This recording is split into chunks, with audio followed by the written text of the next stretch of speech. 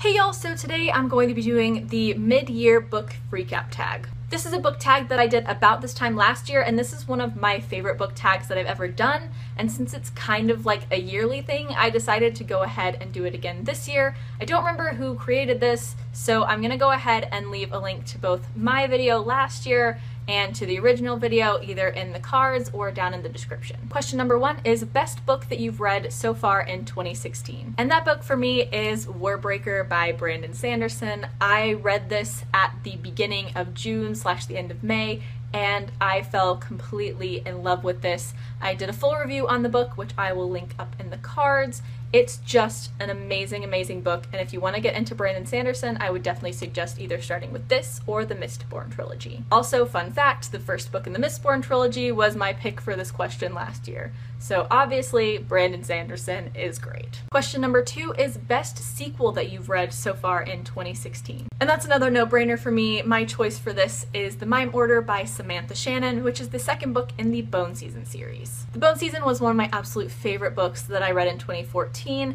and I read its sequel back in February, and it was just as amazing. This series is so good, and if you haven't checked it out, definitely do so. It is a really awesome fantasy dystopian series set in England. It's amazing. Question number 3 is new release that you haven't read but want to, and it is currently in the frame, and I'm reaching for it right now. Oh, here it is. It's Lady Midnight by Cassandra Clare, because somehow I haven't read this yet. Pretty much all of the books that I was eagerly anticipating this year were in the second half of the year, but this one was March, and I still haven't read it. Why? I don't know, but I need to get on this. Question number 4 is most anticipated release for the second half of 2016, and I do have a blog post where I list multiple, so that'll be linked down in the description, but I'd have to say that the number 1 release at the top of my list would be A World Without You by Beth Revis. Beth Revis is one of my absolute favorite authors, and I've been waiting, eagerly anticipating a new book from her, and it comes out, I think, in less than a week.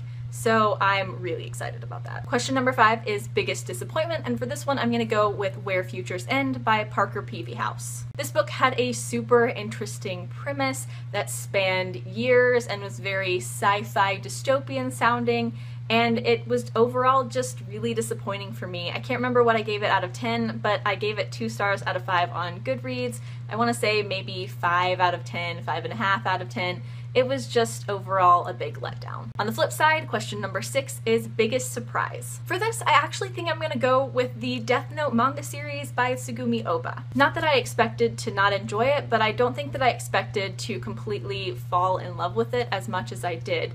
I fell in love with the series, I fell in love with the anime, I just overall really fell in love with the series, and I really enjoy it, and it's now one of my absolute favorites. Question number 7 is favorite new author. For this one, I'm actually going to go with Jennifer L. Armentrout. I definitely wouldn't consider her to be one of my favorite authors since I have only read 1 book by her, but I really loved her book Don't Look Back that I read back in April, and I think that it has really inspired me to try and read some of her other books that I originally was a little meh about. So yeah, Don't Look Back has definitely made me consider reading more of Jennifer L. Armentrout's books. Question number 8 is newest fictional crush. So I just scanned through all of the books that I've read so far this year, and quite honestly, I really can't come up with any one crush that stands out. Last year I had a really easy choice because I completely fell in love with Elend from the Mistborn trilogy, but this year I feel like no one really stands out that much. I guess if I had to list some, I would say maybe Lightsong from Warbreaker by Brandon Sanderson, Baz from Carry On by Rainbow Rowell, maybe even Ryuzaki from the Death Note manga series by Tsugumi Ohba.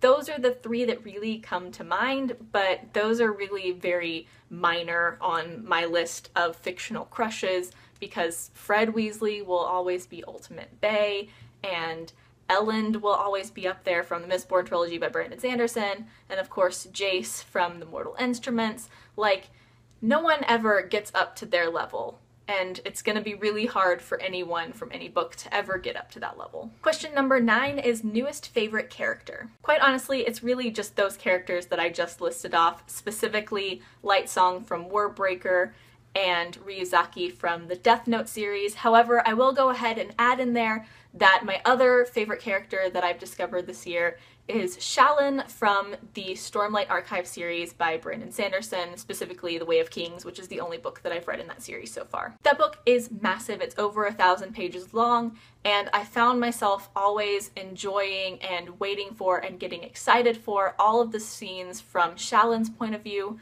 because she's a very strong-willed, strong female character who I believe will only grow stronger over the series. While some of her harping on gender norms within her society is a little frustrating, I feel like she's going to grow out of that throughout the series and just become this really awesome kick-butt character. And so far, I really love her, and I hope that she continues to grow as a character throughout the series. Question number 10 is a book that made you cry, and for this one, I decided to go with The Way of Kings by Brandon Sanderson. It didn't make me like sob or anything, but there were definitely some moments that really made me tear up. And I had another one that I wanted to use for this one, but I decided to use it for Happy. So that being said, let's move on to question number 11. And question number 11 is a book that made you happy. And for this one, I decided to go with Carry On by Rainbow Rowell. This is definitely the one book so far this year that has given me the most feels, and I actually was going to use it for the book that made you cry, but it made me cry happy tears, so I decided to put it here where it's a book that made me happy because this book made me so happy. It's such a cute book. I love it. Question number 12 is favorite book to movie adaptation that you've seen so far this year. And quite honestly, I'm pretty sure that I haven't seen any book to movie adaptations this year. I mean, obviously I've seen some of the Harry Potter movies, but I haven't watched any book to movie adaptations for the first time this year. Actually, strike that. I watched Room back in like February or March, and I really enjoyed it, but I haven't read the book. Question number 13 is favorite review that you've either written or filmed this year. I think my favorite review that I filmed this year was my review for the Death Note manga series and anime. I went pretty in depth into my feelings on the series, and I think I just overall really enjoyed how I handled that review, so that's going to definitely be my favorite video review, especially since I haven't done a ton of video reviews this year. As far as my written reviews, I can't think of which ones I've done so far this year that I've liked, so once I figure it out when I'm editing, I will write the title here or something, and I'll put the link to it down in the description. Question number 14 is most beautiful book that you have bought so far this year. For this one, I think I'm going to go with The First 15 Lives of Harry August, which I just purchased a few weeks ago. I specifically got the hardcover because I love the way that this cover looks. I love how it's kind of like little stars forming all the letters. I just really enjoy this cover. And finally, question number 15 is what books do you need to read by the end of the year? And this year, quite honestly, I've been trying not to do TBRs because I feel like that kind of pigeonholes me into books that I may not necessarily feel like reading further down the line. And obviously, I don't need to read any books by the end of the year. But I will go ahead and list off just a few that I would really like to read by the end of 2016. As always, Throne of Glass by Sarah J. Maas, which I've been meaning to read for 2 years now. Falling Kingdoms by Morgan Rhodes. Off to Be the Wizard by Scott Meyer. The First 15 Lives of Harry August. Lady Midnight by Cassandra Clare, and pretty much every single adult work by Brandon Sanderson, which includes, but is not limited to, Elantris, which is probably highest on my TBR out of all these Brandon Sanderson books. Its novella Emperor's Soul, and Words of Radiance, which is the second book in the Stormlight Archive. The rest of the Mistborn series, or the Wax and Wane series as it is usually called, is also high up there, but I don't have any of the books in that series yet. So yeah, those are probably the ones that are highest up in my TBR. Of course, there are some that I don't own that are also high up there, but a lot of them probably just are escaping my mind right now, and I'll think of them later, like hours after I've already filmed this. So that is it for the mid-year book freakout tag.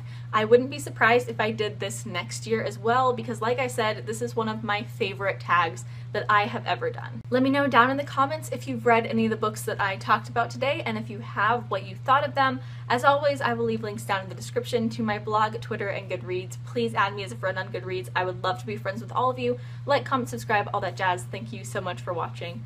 Bye!